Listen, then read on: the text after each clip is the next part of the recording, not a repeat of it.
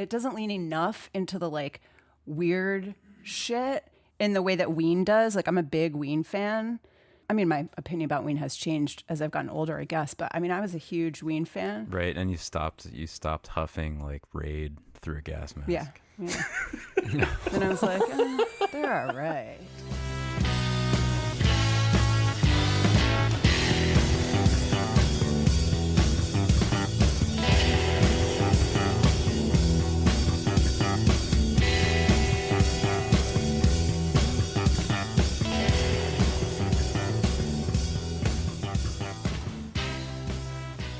Hello and welcome to another episode of 1001 Album Complaints, the show where experienced musicians and longtime friends get together to discuss a randomly selected album from Robert Dimery's book, 1001 Albums You Must Hear Before You Die.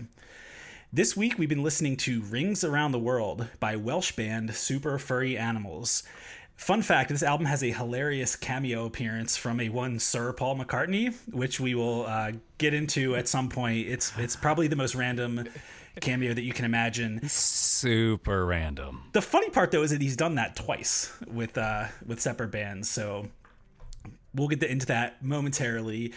This was a brand new one for me, I will say, so I'm actually really excited to hear what you all think of this record. So one quick thing before we get started, if you are a fan of the show or if you're listening for the first time and you're digging what you hear, we'd love if you could hook us up with a little review love or a little rating, tell your friends.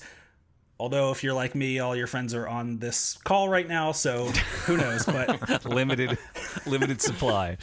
But do your best for us. We'd appreciate that. So let's give a quick taste of this album to get started. To give us a little flavor of what we're going to listen to here with the song Sidewalk Surfer Girl. Then unexpectedly she woke to joy and tears. She ordered pizza and then asked about her kids. They're all grown up now on the reservation grid. Sidewalk surfer girl, I'd do anything to catch you falling. Slide and surfer girl, I'd do anything to be with you sometime.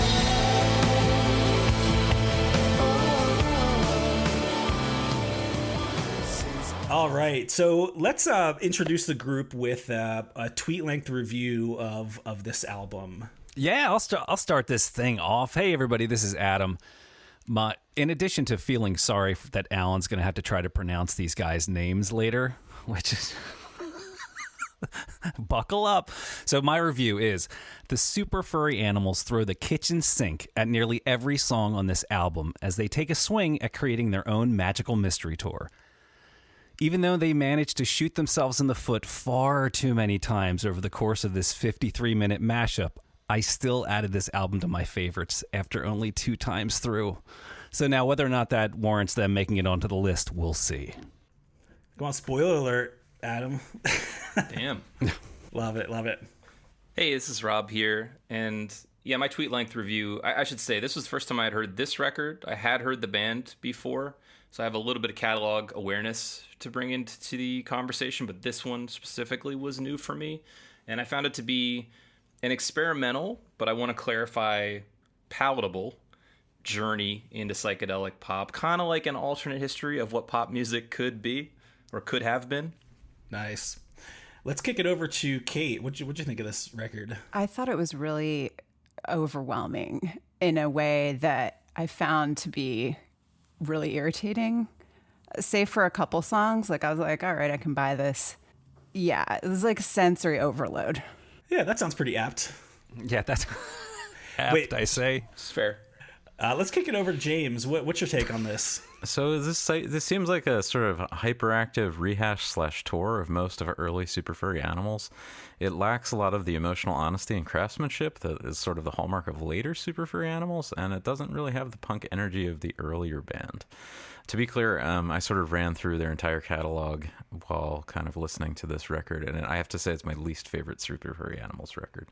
It's kind of like 17 tracks of crap with 3 tracks of solid gold, and that's more or less my... So I have to say, I'm glad you're on the call today, James, because you introduced me to this band initially, maybe 15 years ago, not with this record, but with some of those follow-ups that you just alluded to. One's called Lovecraft, one's called Hey Venus. Maybe there was another one circulating around back in the 2005 to 2010 era. And so, you know, I've had some of that in my head for that length of time. And then I also, like you did, ran through some of the rest of their catalog. So hoping to bring some of that to the fore, because with, as we've seen in the past, right, with these bands that have long and storied careers, even a kind of a cult status band like this, if you will, I strongly question the methodology that is used to compile this book. It feels pretty dashed off in a lot of places, as we've discussed. And so that, I think that becomes, I guess, spoiler alert, I like the band quite a bit. I think they are a must-hear band as a general concept, but I'm not sure the album warrants it, and I suppose that's what we'll be debating. That's an interesting take, because a lot of what I came across in researching this, and to be clear, like, I've heard of them, like I was aware that this band existed, but I don't know that I've ever heard like an actual note of their music. What I did come across, though, a lot of the sort of general consensus from the, you know, intelligentsia of music is that this is like their sort of magnum opus, if you will. So I'm really curious to hear that context from you. And well, I'm curious, you might have more information on this album, but my impression from a kind of a glancing read of the history was that this represents the first time they had a lot of resources and felt like they could do an experiment. You know, they could expand their sound and experiment as much as they wanted to because they had money because of a new record label or something like that, right? Yeah, totally. So this was, and we can sort of walk through a brief, you know, stroll through their history, just because, you know, I don't know how many folks are familiar with this band. They are actually from Cardiff, Wales, which I actually tried to look up just for comparison's sake, what other Welsh bands and artists there were. There's not Catherine many. Zeta-Jones, you know? Oh, is that right? I was going to say, you know, another Tom Jones is Welsh also, right? Tom Jones. Wow. All right. And they won John Cale from the universally beloved Velvet Underground, who also makes and universally ignored afterward solo career. Which might be why he hopped on this album. Yeah, I think Adam in particular has a bone to pick with John Cale's viola. I mean, we can do. He's responsible for that. Poorest All right, violist all right. I've ever heard. Sirs, colon.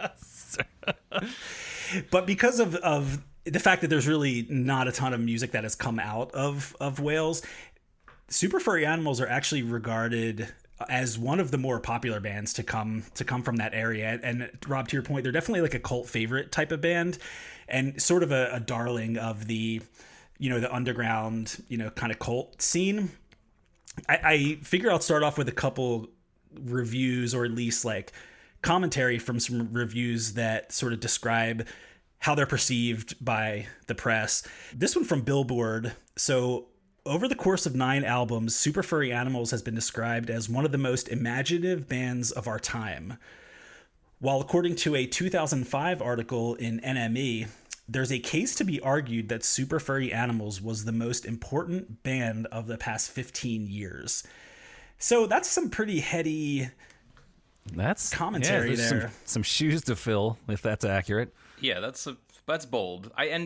Let's talk context for a second, even geographical context. Wales is, forgive me saying so, Welsh listeners, a bit of a backwater within the United Kingdom, right? And as we know, England and the United Kingdom generally is a powerhouse of music generation and production, and millions, you know, obviously tons of great music has come out of there. So I feel like, I know they were trying to, and seems like they successfully developed their own individual Welsh scene around this time, and it even has a little name, the cool Cymru. Cymru is the Welsh term for Wales. which is difficult to pronounce, like everything in Welsh, by the way. Like everything. Thank you, by the way, because I came across that and I was like, I don't want to pronounce this, so hopefully someone else has this Somebody else takes in the back of their hand here. I Yeah, thanks for being on top of that. I Cymru consulted is- an audio file tough. for that. Yeah, it's spelled Cymru. Though I think there'll be some other fun Welsh things in this podcast. But All right, well, anyway, you have to do the names now. I'm just saying that they're the goofy younger brother, coming out, and so I'm just saying that's context to what's going on. And then specifically when they were first coming on the scene, right, it was in a little bit of a response to this growing '90s Britpop movement, the Blur, Oasis era of British music, let's say. So I have to give a little background on Wales. I'm a sort of like a fan of weird Welsh culture. Like I like kind of like, yeah. In particular, I'm a big fan of like the early Fireman Sam stop motion animation. I got into it sort of via my children, so I have to kind of give you the sort of weird like child perspective on kind of stop motion animation, which I don't know if you're aware is like generally a popular I was sort about of thing. to ask. I have no idea what you're talking Okay, about. so this Fireman is Sam is a children's stop motion animation. okay. Program. It's from I think I'm going to say the late 70s, as well as Ivor the Engine, which kind of give you both like this like really sort of unusual perspective on like the Welsh view of Wales. Right? Does it look? Give us a sense of what we're thinking about. That does it look something like the Rudolph the Red-Nosed Reindeer, Frosty the Snowman? So yeah, stop Ivor the motion? Engine is definitely it's kind of a thing unto itself, but it's stop motion. It's like 2D, so it's going to be kind of like an engine moving down a track in a really crappy way. And there's a lot of choral music. I can say that for sure. In Ivor the Engine, they're like really big fans of sort of choral music. Red Dragons, kind of like sort of what I understand are sort of key aspects of kind of how. Can I just Wales stop you kind of for 1 views second itself. and Go say ahead. you already blamed this on your children's taste, and yet you completely control what they watch? So yeah, it was secretly my taste. That's true. That's a really good point. What I wanted to say was that they're children's cartoons. I'm not like sitting around watching children's cartoons by myself. Well, all I want day. to push back on the idea that you control what your kids watch, because I thought I could until my son started watching YouTube, and yeah, I apparently need to exert more control. Let me just put it that way. Yeah, I'm much more gooder at controlling what my kids watch. Yeah, I like to be a free range parent here. So yeah, so this band it's a 5-piece. I'll call it a rock band, but I'm honestly still struggling with how to describe them. In fact, I think I actually forgot to do my tweet length review, which was something to the effect of, if the Beach Boys and David Bowie met up with Ween and Radiohead and did a bunch of acid, it might come out resembling Accurate. some Yeah, form that's a of pretty this. good Yeah. description of them. Definitely wrote down Ween. Yeah, they have a Ween vibe for sure. Yeah, just really weird, really goofy, but a pretty strong musicianship, I'd say. So they started in '93, right? And I'm going to take a crack at these names here at the guys who started this band. It was a bunch of folks from the techno scene who hooked up with some folks from the like Britpop early punk kind of scene. So the techno trio was Gruff Rise, Dafydd Iwan, and Guto Price. And they later added Hugh Bunford and Sion Ciaran. I already regret doing these names, but I think you nailed it. I think the main guy's name is Griff Rhys. Griff. Okay. I As happen a to you. know that because James and I actually went to his concert some years back. It was good. And he said his full name. I am Griff He Reeves. said it many times. At the start of the He show. said it many times. My name is pronounced Griff Reese. I Art just want thou to say ready that to into the rock? microphone once again, Griff Reese. In case you also forgot who noticed- you heard us say. I also noticed there's something else. Sorry to be making fun of other people's names, but I was listening to them on like KEXP, and I heard another version of them playing live also on YouTube. And in both cases, this guy Griff, who's like the lead singer, he introduced the band, of course. And every time when he goes through and says the bass player's name, he says guitar on bass. And both times the host was like, "Oh, is that a joke?" Because it sounds like he's saying guitar. Guitar on bass. Yeah, the guy's name was playing bass is named guitar. It's just how it's pronounced.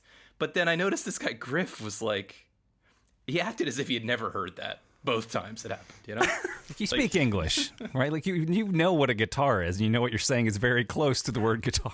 Well, it's like he was in a band that's like his one of his previous bands. I think is like a really complicated like pun that in both Welsh and English kind of sounds like "fuck off everybody." It sounds like "fuck off everybody" in both Welsh and English, just to be clear. That's impressive. It is. Universally powerful. So before we get into a little bit more of their kind of backstory, I'd love to hear sort of general impressions. I know we skimmed the surface so far, but what do you all think of this? You know, I'm especially curious for the folks who it's sort of a new experience, but I'd love to kind of get a little deeper into your thoughts on the album as a whole. So I agree with what Kate said, it was an assault on your senses, but I feel like those assaults were placed in decent spots. And when you said that they finally got a lot of money, I pictured in my head in Dumb and Dumber when they get all that money and they just go buy the most ridiculous shit in the world. And it's like, I feel like they had this stable of really good songs and they were like, yo, we just got $35 million. Let's saturate this with every bell and whistle and orchestras and synth and weird dubstep drum beats and everything. And you kind of lose the song, but it's on the border for me of being like great or terrible. I feel like there's no in between. I either love this or I'm like, oh, this is just overboard. See, I disagree somewhat. Coming at it from never having heard of this band before. Well, I'll just say that I think of, and this listening to this reinforced my idea of them as a band that is an exercise in production and arrangement, and less so in songwriting. I don't think they're particularly strong at songwriting. I mean, they do that thing, which I generally enjoy, of juxtaposing kind of cynical lyrics with bouncy melodies and things. But they take and they're good melodically, I think, overall. They use simple Beatles-esque melodies, but then they adorn the hell out of these productions with all those other elements you talked about. And it feels like that's where the band comes together. Now, that said, the recordings I've heard of them live seem to reproduce those things pretty damn well. So I'm not suggesting that they're not also a great live band. Sure. But I just don't think of them as songwriters. I was going to say, to bring it back to something we've talked about on the podcast, I see stuff like this as almost a spiritual successor to previously discussed 12 Dreams of Dr. Sardonicus. I had a note about Spirit in here, yeah. In that it's in this weird pop lane, which we've touched on a couple times, like in the Spirit podcast, or I think of that another album we've mentioned that's not on Robert Dimery's list that should be, that's kind of a weird pop touchstone for me, is the Unicorns Who Will Cut Our Hair When We're Gone. And I know we haven't defined that genre very well, but I'm just saying it's like a twisted version of pop music where the melodies are strong. And the album doesn't sell. And the album does not sell. Exactly. Well said. Yeah, that's actually a great point. So this, as you can imagine, despite their critical praise, they didn't sell a ton of albums. They're almost this group that's like sort of that idea of like being a mile wide, but like an inch deep, where they have a lot of songs that are decent, but they don't have any of those like really flagship songs that somebody would say, oh yeah, this is definitely their song. In fact, I came across this really random stat that they have the most top 75 hits without reaching the UK singles top 10. So again, it's this idea of like they've got an extensive body of work, but not a ton of like smash hits or anything that really stands out commercially, which when I read that, I thought that was pretty apt for this group. So their career is just hitting singles, right? No home runs. They're just getting people on base for 20 years or whatever it is. A lot of RBIs. Just enough to keep you from giving up the dream entirely, but still sleeping on people's floors. Right. Yeah. Totally. It's like seeing that guy. I think it was only like 5 years ago, but I want to say he was definitely crashing on somebody's floor. Aww. When I you mean, saw in a him? nice way. He seemed like a really nice guy, you know? I mean it in a nice way. Oh, the I love Welsh his are voice nice too. folks. I think their lead vocal and how they harmonize on that lead vocal and that pairing or whatever they're doing there, we could talk about it, is one of the strongest and most recognizable aspects of them, and I really like it. I find his vocal very soothing, and like I said, however they're harmonizing it, whatever they're doing semi-consistently through these recordings, I dig the vocal treatment a lot. It's probably my favorite part of them.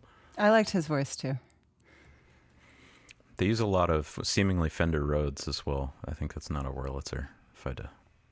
Am I the only one that thought his voice sounded a lot like, and I don't mean to be crass, but like a lot like Elvis Costello?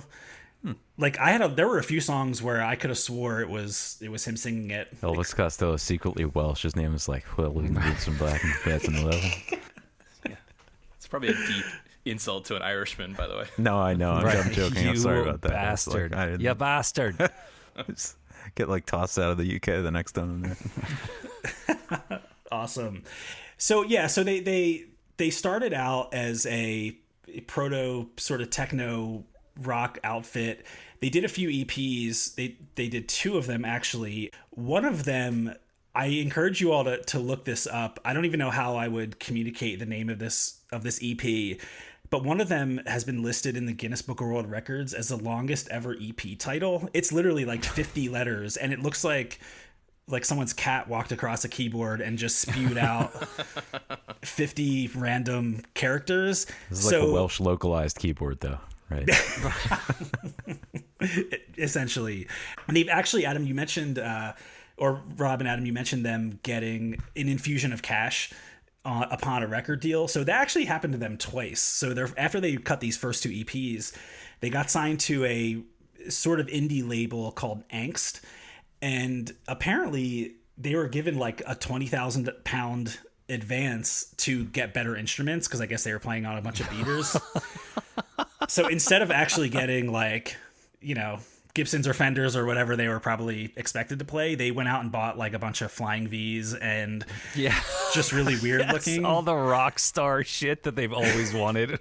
It reminded me of that Simpsons where Springfield Elementary gets a bunch of money and Otto's like, those guitars that are double guitars. Double guitars. I think they were basically Otto with their double guitars. So yeah, kind of a weird band here. That just to be clear, that joke is in context of Skinner approving that budgetary request. Yeah. It just says double guitars on the.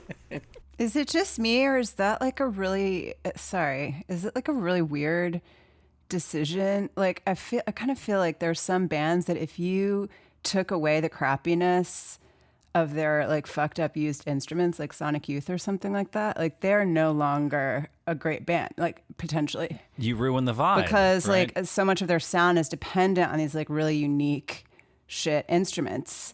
Well, I think this band is really like tied to the notion of underdogness too. I think that's really where Griff Rhys, sorry if I said that wrong, is sort of coming from to begin with. He's really like a really fairly staunch Welsh nationalist, like in a really real way, in a way that's like, to me, almost like it's difficult to like get really involved with that psychology in my mind. But I know that he's sort of is like genuinely sort of a champion of kind of weird little nations and their like own unusual culture is sort of the way he's looking at it. At least that's what I understand from kind I of guess I his just thought it was weird, background. this notion of like, here's this band that we believe in so much, we're willing to throw a bunch of money at them, but for the purposes of like buying better equipment or something, just seems, because then it's like they could change, and then the world being their oyster or something with a bunch of money like doesn't necessarily, then you just start like fucking around to the point that seems really ludicrous. I mean, I don't know. Limitations are good, I would say, sometimes. Yeah, well, I think there's also, I agree with you. I think there's like an essence of that, if you go see a punk show, like they're not up there with like a Federa or these like boutique instruments. They're up there with like the shittiest instrument they could afford when they were like 13. Right, a and Squire. they've learned to make those sound decent. And I think I've told the story before, but I remember a friend of my stepdad saying once, he was real into music and he was talking about the Ramones, and he said that their music got worse the better that they learned how to play their instruments. And I guess the logic was like, you kind of lose some of that like raw, uninhibited, kind of spirit. So yeah, I definitely think there's something to that. I'm also imagining them now on like Lovecraft, like sitting around in the studio playing Flying V's. I mean, James has a bass with 2 strings on it right now in his room. You got to go with the DIY. Right, but I want to push back again. Certainly that scenario can happen, but I think there were some mixed metaphors in there. I think we should be excited when a money organization, when a money man believes in an artist and then hands them some money and says, do what you will with this. and they choose to buy better instruments and then choose to learn how to use those instruments to make what they want to make, that is inherently a good thing. I guess I'm just a little surprised because I think of this band and have thought of this band previously to this week as, and this record comes off as a band that's very like tone aware, meaning the timbre of the instruments, and chooses everything in a very purposeful way. And it's not indie sounding. It sounds very heavily, highly produced. There's string arrangements and lots of great synth tones and cool guitar tones and stuff on there. And I'm just pointing out there are other records that I love, even the aforementioned Unicorns record, that have a lot of toy sounding instruments on them, for instance, but that's what they wanted to use. So there's nothing wrong with being better, either better at your instrument or having better gear if you take the time to learn what it can do and make it work for you. I guess like to backpedal a little bit, I agree with you, Rob. I'm just wondering, I guess my sense of, what I started at the beginning of our conversation by saying like, it's like the sensory overload kind of experience just seems, and then wondering if that's somehow tied into this kind of seemingly limitless opportunity for like production value and gear and all this stuff. I wonder if it's just like, oh, holy shit, we can just do whatever, like anything goes. It makes me feel that way. I wonder if that's what is translating. Hard to say. Well, I will say that I think we could all agree the record is indulgent and some of the productions are indulgent. Yes. But as I wrote that down, and I know we've thrown that term around before on this podcast, I don't know that that's a bad thing. Isn't all art inherently indulgent? I mean, shouldn't you just be leaning into whatever the weird thing you want to do? So that doesn't, I'm just like, that doesn't bother me on its own, but it certainly is indulgent. But I think it's not weird enough. It doesn't lean enough into the like weird shit in the way that Ween does. Like I'm a big Ween fan. I mean, my opinion about Ween has changed as I've gotten older, I guess. But I mean, I was a huge Ween fan. Right, and you stopped huffing like Raid through a gas mask. Yeah. And I was like, they're all right, I guess. But I mean, and then I was thinking of like Nirvana for some reason. And sort of like the crescendos that happen in like Nirvana songs are really like, I'm super compelled that by the time it goes like batshit, I'm like so into it.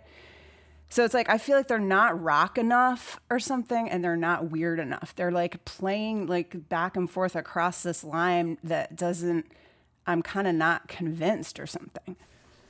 This is where I have to say that like later albums, very next album, Phantom Power, is like, I think easily their best record. And if I had to pick of anything that they produced, for their entire career, it's like it rides that line perfectly. It has that very, it sort of is like it's a sort of sheen of experimentalism on top of like a really solidly produced, almost like sort of alt pop country record or something like that, which is really, really nicely put together.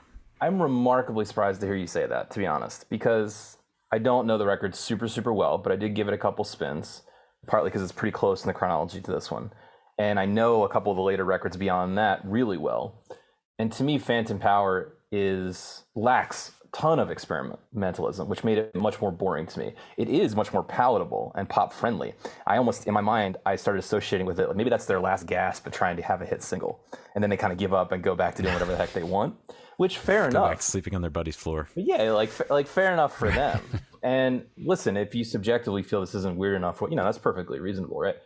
But I do think there's something to, and the reason, ultimately, just to loop it back, the reason we're discussing the album, I think, if we can give Dimery some credit for why he might have put it on here, is because the first time someone gets money and they have an opportunity to make, quote unquote, what they truly want to make, and they have the resources to do it, that is an important moment in any artist's career, I would assume.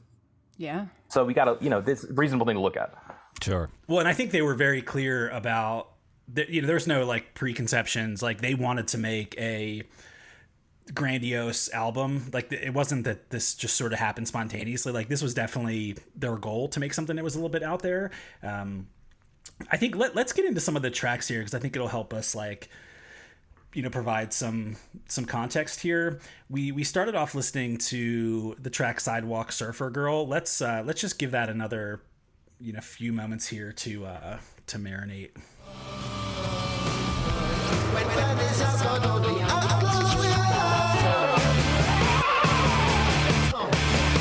She cruises the streets Tonight she left home on the run. Swell. She never talks to me the time I made you. Excuse me. But there's a difference between me I know. Sidewalk surfer, I do anything to Yeah, dude, this was the difference between the opening track and this had me wondering what's coming next. Right. Again, coming into it completely raw. It's like, wait, again, you walk over to your Spotify or your phone and you're like, did it jump albums? Did it jump artists? No, this is the second track. All right, friggin' hell, like this rocks. I was totally in love with this. And Alan, you had mentioned before the term about a melody living rent-free in your head.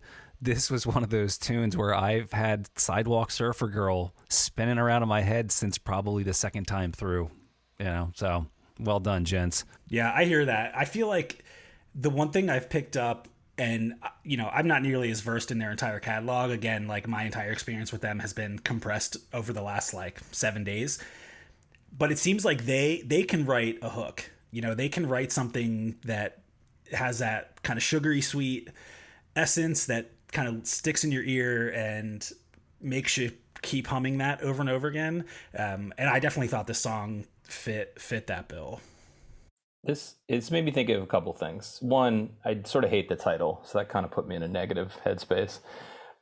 But it's definitely catchy. What is it about the title? Is it too much like Skater Boy? Yeah, it's a little 90s for me. Yeah, and so right, totally. Okay, I get that. felt like we talk sometimes about this record came out I believe in 2001. Is that right, Alan? Correct.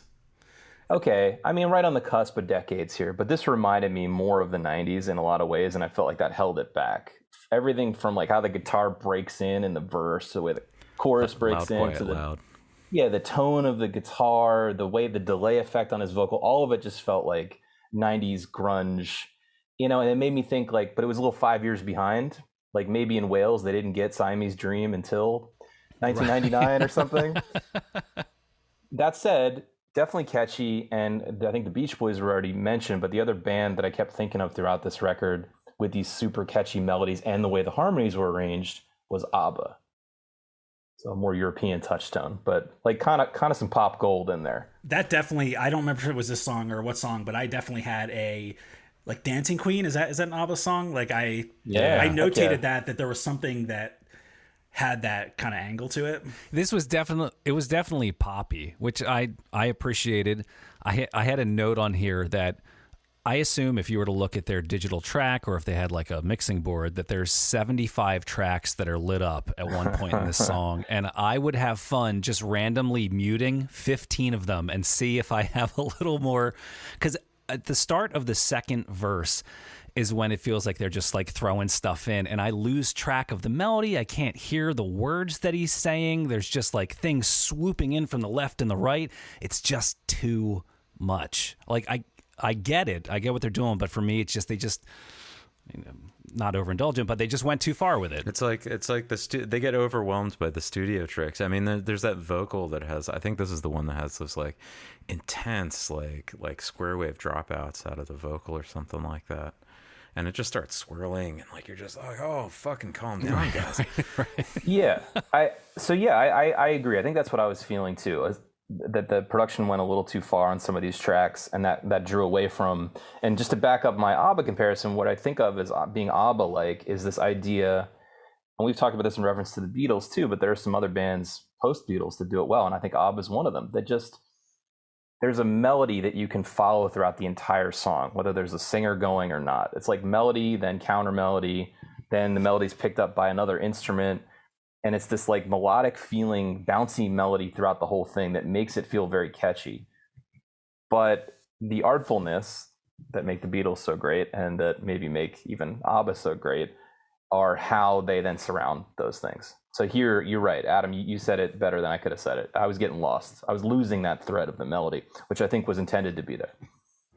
I kept feeling like I was having this weird experience where I was almost feeling like it was some kind of 70s ensemble kind of style band that I can't think of a specific band right now, but I kept kind of getting this like occasional feelings of like this kind of 70s like ensemble, like participatory thing happening, and then it would go away into where it just felt like one dude and his beef with the world or something frequently. Like it just like and I don't know what made it go back and forth between these two feelings. Like it felt very like communal in a lot of ways, and then it would instantly go into this just like gripe or something that I didn't know how to reckon with. I was like, it was just emotionally confusing constantly.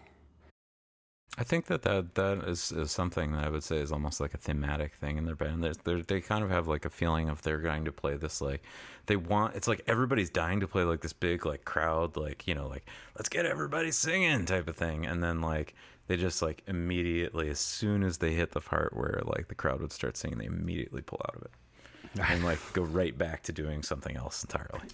Yeah, I like some of that.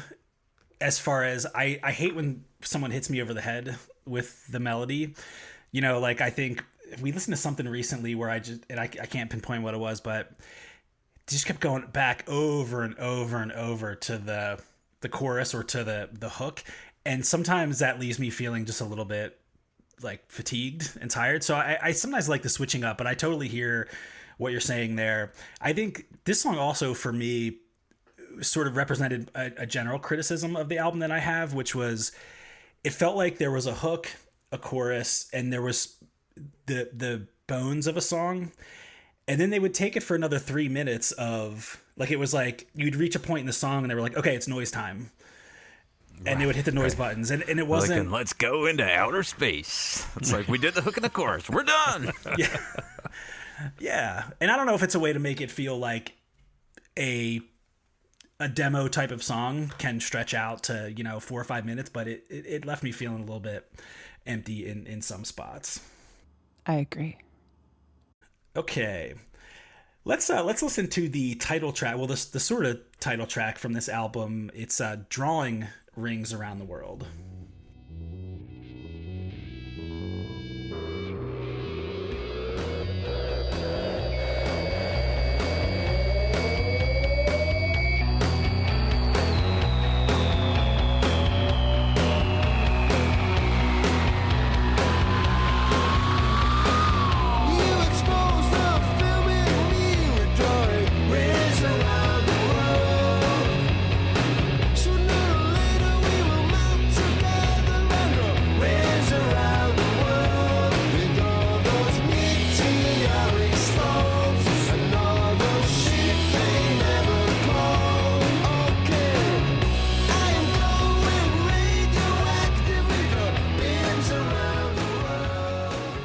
Man, that's a great transition. I gotta say that right off the bat. It's a great transition out of the previous song, you know? They had some really nice transitions on this record. I took note of that a few times, and the way we're going through the tracks doesn't necessarily lead us to be talking about it, but I think they were very purposeful, how they switched gears. Yeah.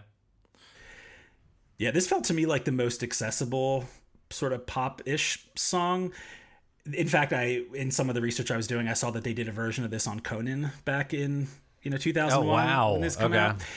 And to your point earlier, Rob, I think it was you that said this, that like it actually sounded, it held up, right? You sucked a lot of the effects out of it, but it still held up as like a pretty decent song. Again, though, for me, I love this song and it's been stuck in my head as well, but it also suffers from the repetitive sort of outro where it's not a super extended outro, but it's enough that you're not sure what they're trying to say, or essentially like why they're pulling this this hook out to. This feels like a 90s shtick where you would, I thought of Weezer and a handful of Weezer tunes that do this, but they were Weezer tunes from the mid 90s. So back to Rob's point of like, they're kind of caught, in a decade. So they're reusing the little tricks from back then. Find he's stuck in the 90s again. No, I wrote down Sweater Song because they literally use that people talking in the background like planning to go to a party. Right, and there's like kind of phone vibe. effect. Yeah, right, right. Yeah. There's also the weird like phone transmissions at the end, which it was cool. I don't know. It was a little reminded me of like that song Yankee Hotel Foxtrot, the Wilco song. I don't know which came first, but there was a lot of that like weird space transmission shit going on.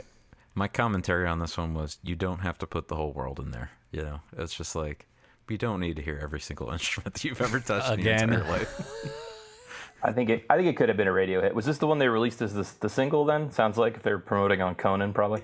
I think it was one of them. Actually, I think most people consider the single from this song is that song Juxtaposed with You, which is actually their most popular. If you go on Spotify, it's sort of their number one most listened to song for whatever that's worth. But I do think this was like among the singles. Interesting. Yeah, I felt excited when this song came in my playlist or whatever of the tunes. I was like, oh, okay. Oof. And then all this like radio, like you guys mentioned, all this like weird effect kind of stuff that seemed like trying to add this like cinematic storytelling to this song that I just wanted it to be like a pop song. I was like, why are you doing this? I was like, finally, like, okay, I'm getting into a thing that doesn't feel so frenetic. And I got so bummed out when that started happening. I was just like, Some part of this, and I mean, I just don't remember. I don't remember 2001, period. I just don't. I have no recollection of that year. But I mean, I will say that like there has to have been some kind of critical reception of the concept of like, let's just make fucking noise on a record and like, let's throw every goddamn thing in the world like at something. There has to have been some kind of critical like desire to hear that, or that there has to have been some kind of like, this type of thing is selling at the moment or something like that. Because I just feel like the decision making that they're going through here it's not supporting the emotional qualities of the music. It's not supporting the music itself. It's not supporting the song. In many cases, it's working against the song and against like the inherent qualities that I think are really good of what they're doing. And the production just goes into left field like over and over again. I didn't feel like it was like more stuff. I felt like it felt like they were making a really conscious creative choice there. Whereas in other songs, I felt like it was just like a lot of stuff. That particular addition and those effects, like towards the end of that particular track, I felt like, oh, I'm missing something. They're doing this like to create an intentional sort of like direct me somehow. And I just couldn't jump on the back of the train or something. Like I couldn't understand. It didn't feel to me like kitchen sink. It felt like, yeah, maybe it was referencing something specific, or there was like a super popular trope or something that was happening then that I'm just not remembering as well. But it did not feel like kitchen sinky in the way a lot of other tracks did. It just felt like a choice that to me just didn't resonate at all. One thing I did like about this song was the harmonies. I mean, one thing you cannot take away from these guys are the vocal arrangements, the vocal stacking, the tone, the timbre of their voices. They're really, really just spot on.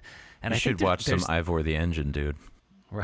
There's a lot of harmonies in there. There is. It's like I believe there is actually like a pretty serious like Wales has like a really serious culture of choral music.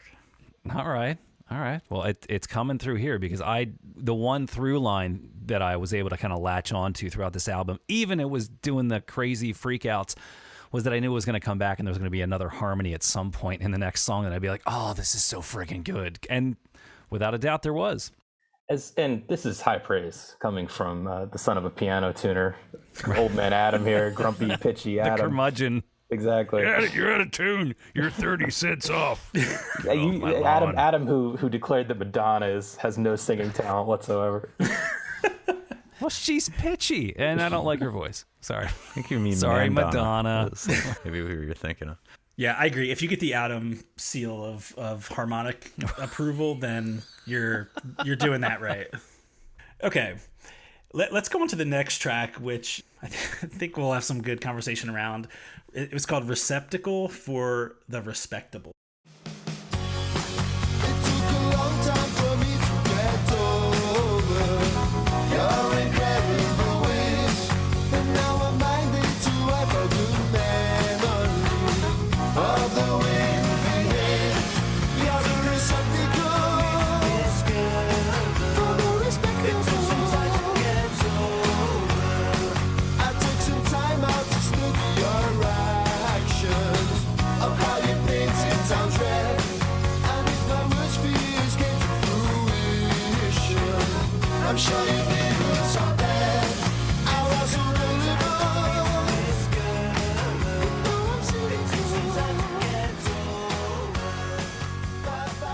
great title. It's a great title. It's a little bit of a mouthful to say, so I'm glad I only have to say it that one time. But this is, I just want to point out, this is the song that features Paul McCartney. Sir Paul McCartney. Sir Paul McCartney. I think I called him Sir earlier, so I figured that was a blanket salutation. Sir Paul McCartney is credited as playing the celery and carrots on this album. I shit you not, or on this track. I shit you not. Apparently, he had done something similar for, it was either a Brian Wilson album or a Beach Boys album back in the day.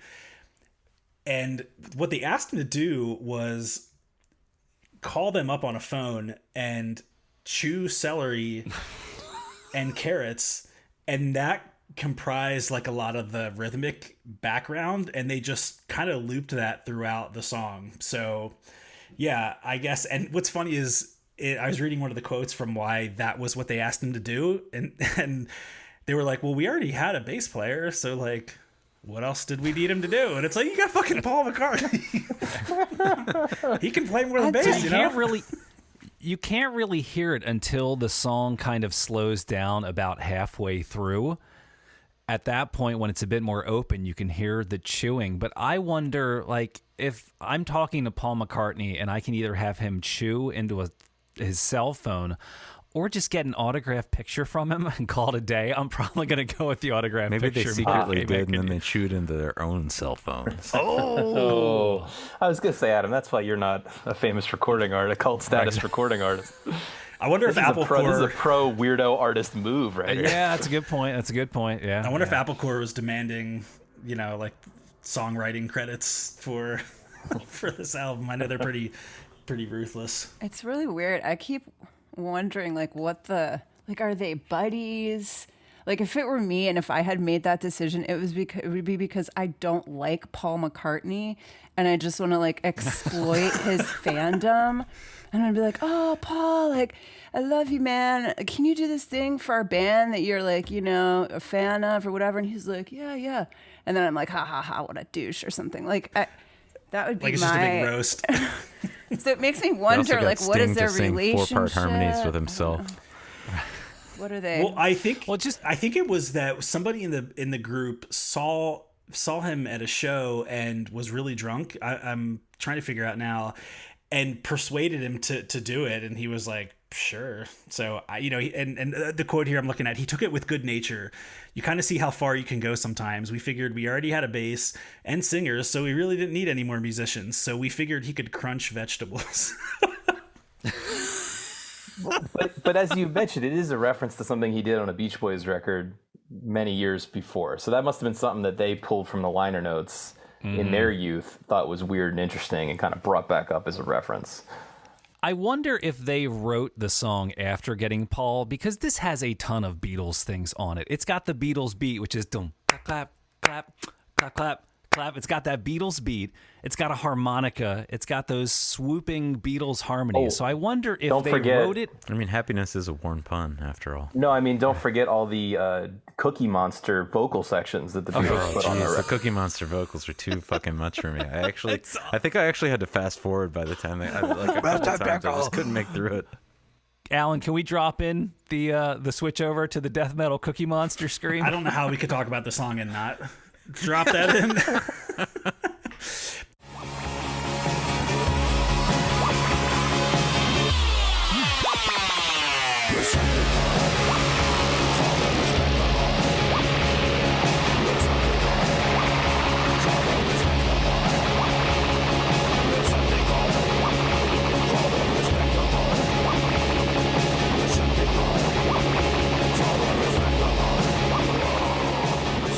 So obviously, too much. Around this sort of 3-minute mark, it veers into, I want to call it death metal, but I think the Cookie Monster is actually a more genre specific, accurate description. Apparently, as they were producing this song, they were like fucking around with Pro Tools, and I don't think they knew what they were doing, and so they accidentally looped the bass for like an extended period of time. and just went into some weird dissonant like minor key jam and just started going off. This was one song where they just totally admitted like, we just were decided to fuck around. We didn't care. We were just going to be goofy. And, this to me felt like the most like Ween-esque of Definitely. the record. So they got Sir Paul McCartney to go on their off the rails jam track. That's It's quite a it's conquest. a choice. I mean, it is a choice. Yeah. Yeah. Totally. Next song that we are going to check out is a song called Shoot Doris Day. I can't even get that out. Let's give that a quick spin. Shoot Doris Day out on the rain in the pouring rain. Sentimentality pause.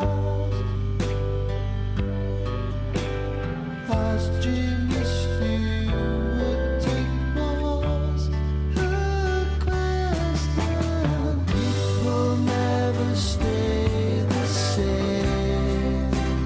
It's a fight between the wild and tame.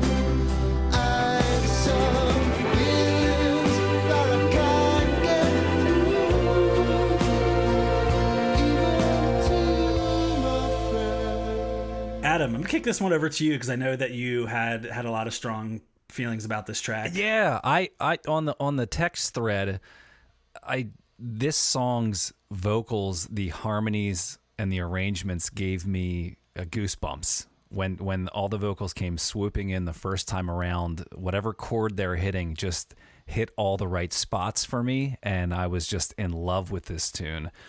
And this is one of the songs where they don't oversaturate. It kind of stands alone as its own. Not oversaturating, but they don't do any weird freakouts, which I appreciate. I was like, oh, it's a song, and it starts and it ends, and I don't have a seizure halfway through.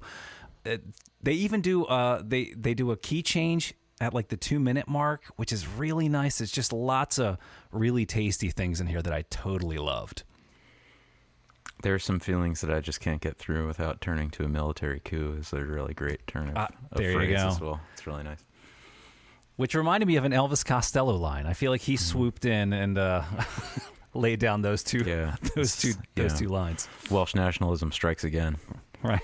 Yeah, I thought this was a decent tune. I definitely thought it had that Phil Spector wall of sound thing that maybe they were trying to cop that specifically, but just the grandiose orchestral sort of situation there.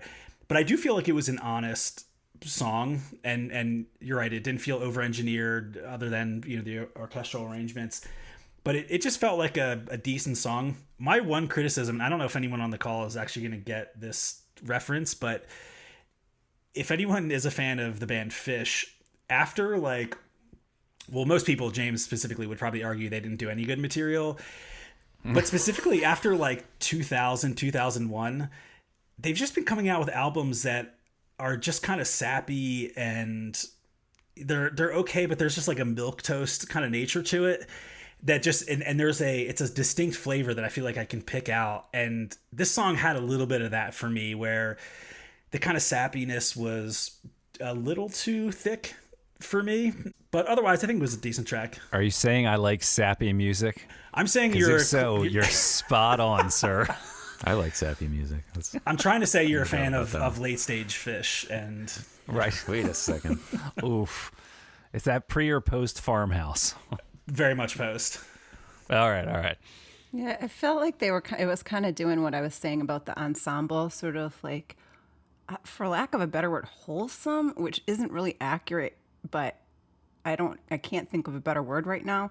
But that kind of like communal feeling felt on point in the song, whereas they just abandoned it so much halfway through other songs or in parts. And here I felt like some relief, a little like, oh, great, you just did it for the whole thing. Like, that's nice. You just did it for the whole song. Yeah. You made it. We through. know you can Congrats, do it, boys.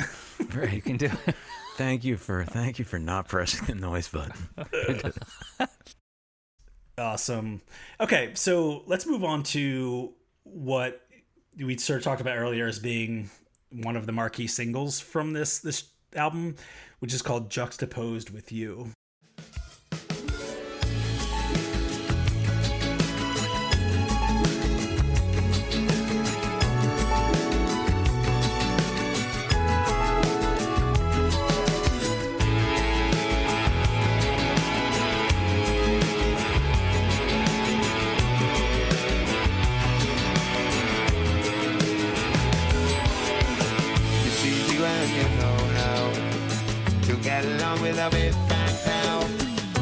See you fed up, I'll stop and give you a leg up. Overpriced on real estate, surreal estate. The highest price they've hit today, creating new revived attention. You got to tolerate all those people that you hate. I'm not in love with you, but I won't hold that against you. You got to tolerate. This stood out as the best song on the record to me personally. It's also very 70s as opposed to the other stuff being pretty 90s, and I liked particularly the transition into the song after, I can't remember exactly what came before it, but it was a harsh noise section that then was juxtaposed, pun intended, with this song in a very chill, sweet, arrangement. So the title and the placement on the record seemed very purposeful. Also, I wanted to call out at least the early non-ironic, or I don't know, maybe it was ironic, use of auto-tune before it meant something different. And I went back and looked up what I think of as the early advent of auto-tune was that Cher song, Do You Believe in Love? Oh, yeah. That had come out a couple of years Number before. one auto-tune. But we were not in T-Pain territory by any stretch of the imagination. I was going to say, when does T-Pain enter the picture? At least 5 to 7 years after this, I think. So is that auto-tune or is that a vocoder or is it both? Am I mixing my... It might be both. I have voice changer written down. It had that It's Daft one of Punk those, kind of thing. I am Batman, like type thing. Yeah. Yeah, I like this song. I will say, and maybe this is me just being kind of a hermit and, generally hating people in general, but the line, "You've got to tolerate all the people that you hate." Oh my God, that line just stuck with me so bad because I just hate everyone. But so I will assume that they wrote that song just for me.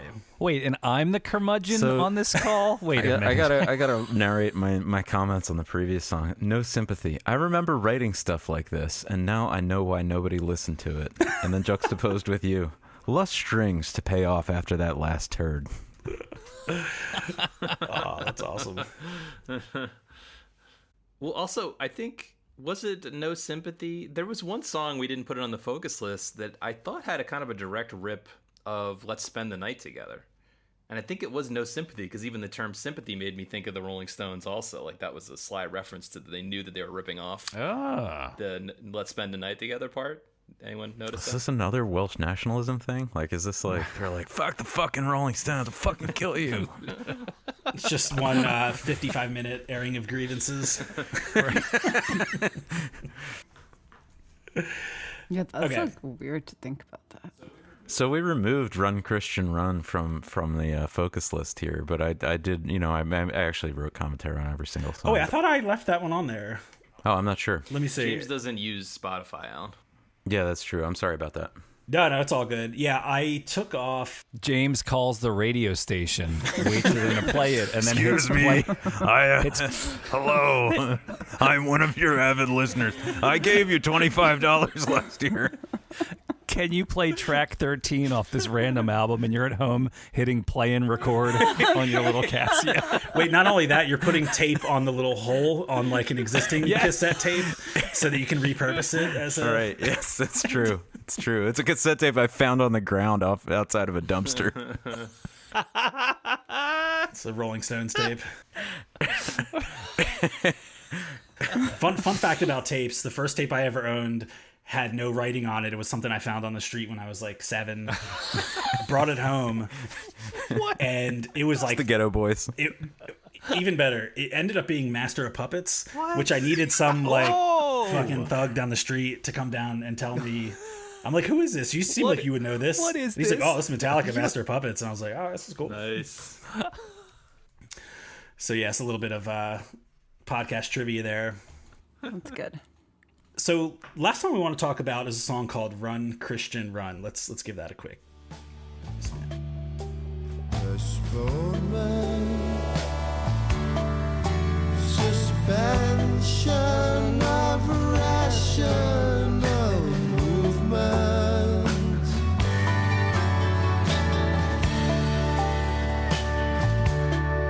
So hang on the hour of 12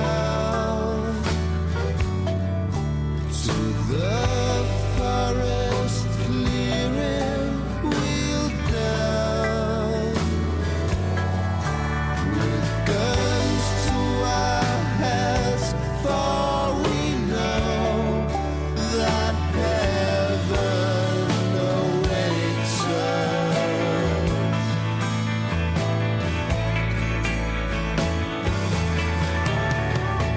Dreaming of that perfect home by your sun. Run, Christian, run.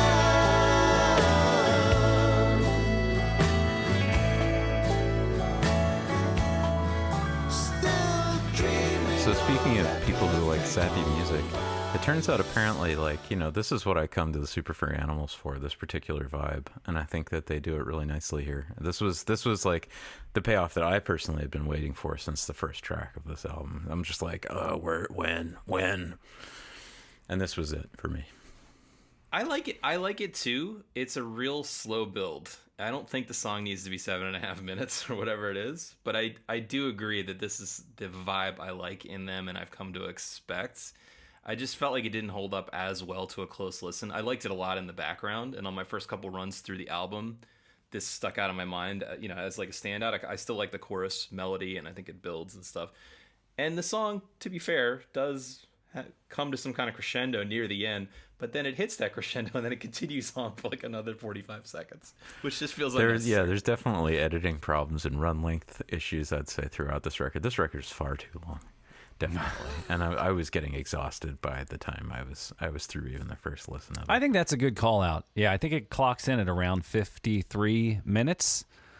And yeah, I think I experienced some exhaustion too nearing the end. Regarding this song, again, I'm a sucker for those really nice stacked harmonies, and I dug it. But yeah, it's a bit on the long side. Well, we've touched on this before, but it's a product of its era, right? The physical medium of vinyl only allows for about 40 minutes of material, give or take a couple minutes, right? And then in the CD era, which this was a part of, we suddenly had like it turns out 40 minutes was the right amount of time, and so people were getting more and more indulgent. And then I think since then they've started to pull it back, especially as now vinyl prints have become more common. But I'd say we're kind of in the late stages of the CD era here, probably.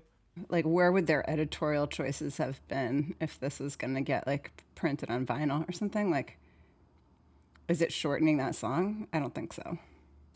It's a good question, because I also felt that, and just to be clear, I'm not against, like, long songs. We all like music that is super long. I just felt like this was the wrong choice of a song for them to take it the distance, because they get so weird on the other tracks that I feel like if you were going to pick one, and I think the song before this, maybe it's No Sympathy, was also in the 6-7 minute range, but I don't think there was a single chord change in this track. And again, like, I think we all love the song Echoes by Pink Floyd, which is a half hour maybe, and kind of minimal chord changes. It's one album side, meaning just about 21 minutes. Just to stay consistent with what we just said. Fair point. So I'm not criticizing long songs in general, but this to me seemed like the one song. It's kind of country-ish. It reminded me of like an old school, like all country type of track. It just didn't feel like if you were going to take one this long, that it should be this one. And I do agree that it built up to a nice crescendo, and I just think they could have gotten there in a much shorter, kind of time frame. Actually, I'm gonna go back just slightly on what I said, which is because of the nature of the melody, it did actually lend itself to a little bit more stretching out compared to these other bouncy, sort of syrupy, poppy melodies that we talked about earlier. The Rings Around the World melody grates me a little more when it goes too long because it's so nursery rhyme pop perfection, you know. And there were a few other ones like that, whereas this one took a little more time to pay off. So I guess I sympathize with that decision. Sure. Let me lay the lyrics of this one on you, because these are some dark fucking lyrics, I have to say. I mean, I guess we can delete my expletive. Those are some dark lyrics, I have to say. We're definitely a PG podcast. Yeah, pardon me. It's for the church ladies in the audience. Yeah. So this is a religious this apparently type of song. This would appear to be an anti-Christian song, right? Rapture, waiting for that moment, postponement, suspension of irrational movement. So bang on the hour of 12. To the farce clearing we'll delve with guns to our heads, for we know that heaven awaits us. Dreaming of that perfect home by the sun, run Christian run. I'll skip the chorus and what have you. With women and children in line, the men will gather behind. With knives to their throats, they'll depart on the midnight train to Jordan. It's nice. You know, it's dark though. I mean, it's not. It doesn't appear to be a joke. You know, it's like it's really. Wait, did he slip in a midnight train to Jordan? Yes, I was wondering if that's what you said too. That's nice. It's nice. Yeah. This is a dark song, and it's surprising. I mean, but at the same time, you know, does it really warrant the 7 minutes and 30 seconds? I don't know. I think they kind of they're into ooh. I think by the time they like hit minute 5.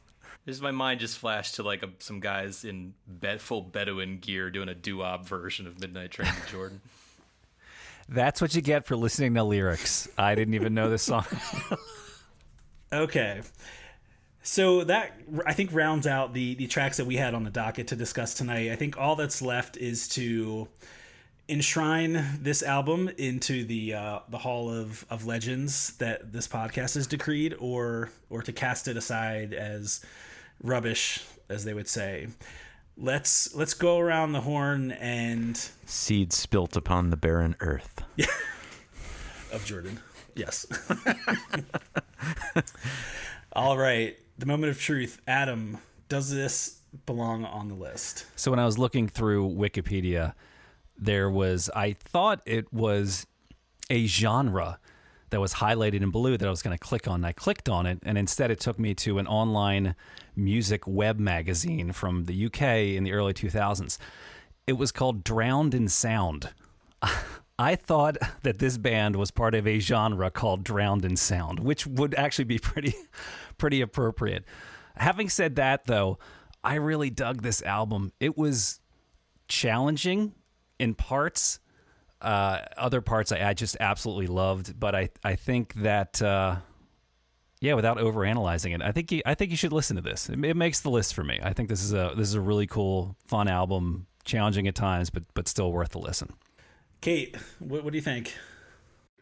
I say nay. Maybe I'm an outlier, I don't know, but like as a big fan of noise music and a big fan of like pop music. I mean, I can go to all those places and be super into something. And this, I felt like it was like an identity crisis or something that I just couldn't find myself or like get lost in it. I just kept getting pulled out of where it was taking me, and not in an exciting surprise kind of way, just in a like annoying kind of way for the most part. Although there were some lovely moments, that we've discussed, I say nay. Fair enough. James, what say you? So I'm a big fan of Super Furry Animals. I really, really like this band. And I mean, I have to say this. I think that literally I like every single one of their records better than this record. This is my least favorite Super Furry Animals record.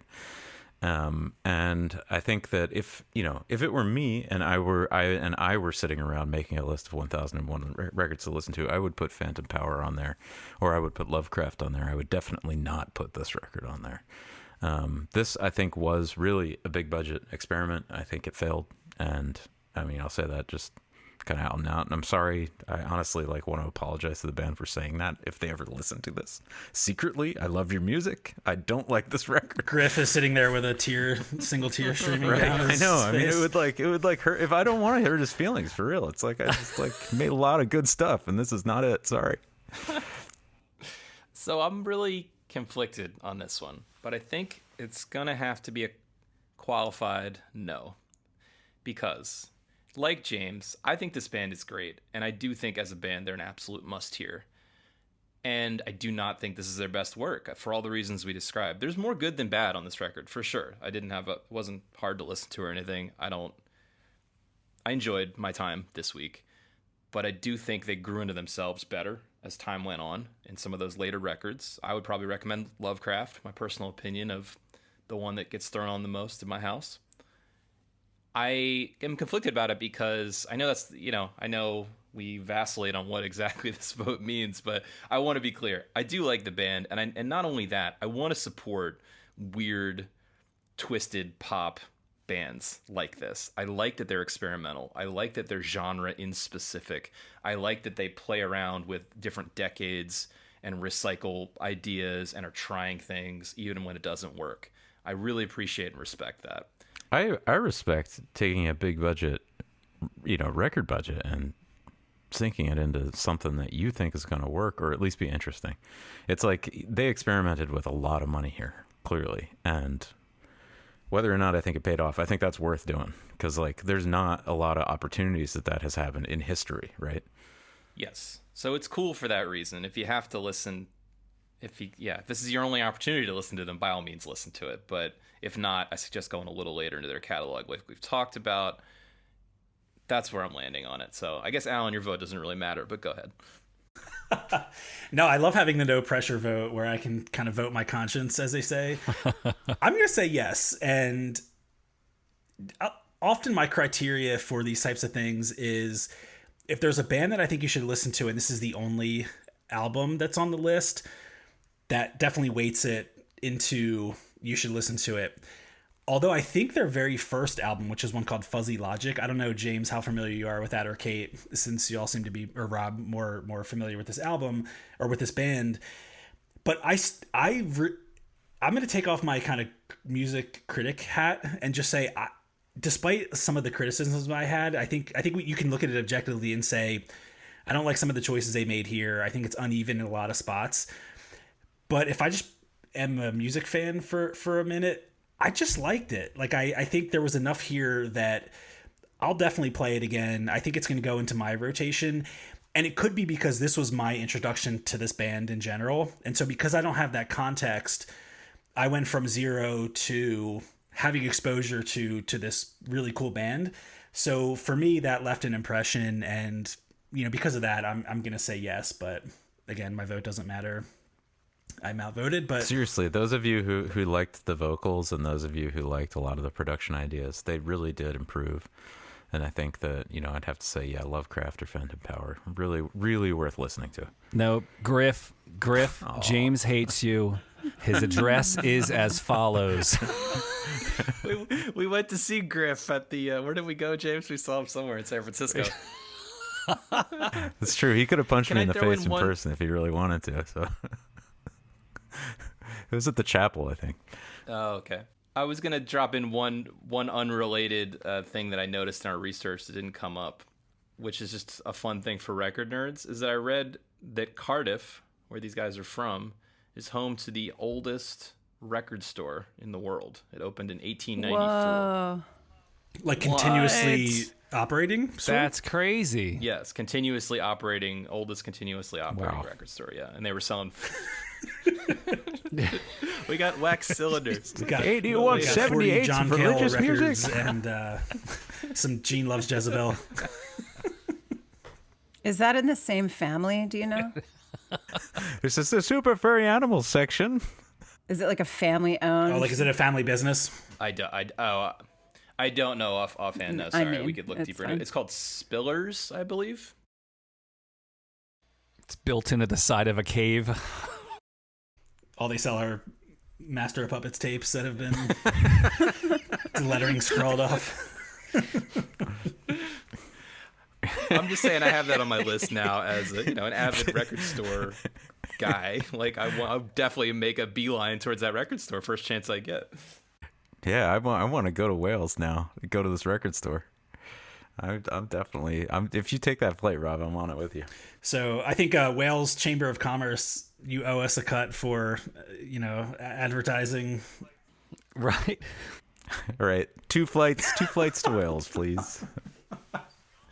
Well, folks, did we get it right? Did we get it wrong? Let us know. We would love to hear from you. We've been getting some nice chatter through our email address at 1001albumcomplaints@gmail.com. That's 1001 albumcomplaints@gmail.com. Let us know what you think. We would love to hear about it. Now, all that's next is to look ahead to what we're going to do next week. Rob, I'm told that you are in possession of the Albinator this week. I don't know if it's like a piano where you need like 3 people to move it from Tom's place to yours. Nonetheless, what do you got for us? Yeah, let's spin ye old wheel here and see what the tenor of our next week's gonna look like. Drum roll, please. Next week's record will be Kid Rock's "Devil Without a Cause." Oh, fucking A. Wait, Kid Rock? Like, Good luck with that one, guys. They actually My put a Kid opinion of this Rock list like is around. They were like, going you know who we don't need? I mean, Kid Rock. Okay, I don't want to. Screw that Harry Belafonte, but Kid Rock. Yeah, the Meters, pioneers of New Orleans soul funk. They don't belong out here, but fucking Kid Rock does. Harry Belafonte, he's so. Kid Rock, that's where That's it's at. amazing. I'm excited. in the absence of a Limp Bizkit album, we have to have some representation of that fantastic genre that emerged from like Christ. 2002 or Right, something. of the This is where Kate bails from this whole experiment. rap metal crossover genre. Thank God that existed. Well, look, let's not give Fucking away Kid the lead Rock. here. We want to build some suspense and make people listen. We will be objective and I can't promise that. Right, are we going to like it? Adam, you're going to be in it for the vocal harmonies, I'm sure. Really? Hey, I'm going in fresh, guys. I have not heard this one. I haven't heard it either, but I have a guess. If you guys run across the... Yeah, if anyone has listened to that front to back, I would actually be shocked. So, well, folks, with that, I have been Alan. I'm Adam. I'm James. I'm Rob. And I'm Kate. Boosh.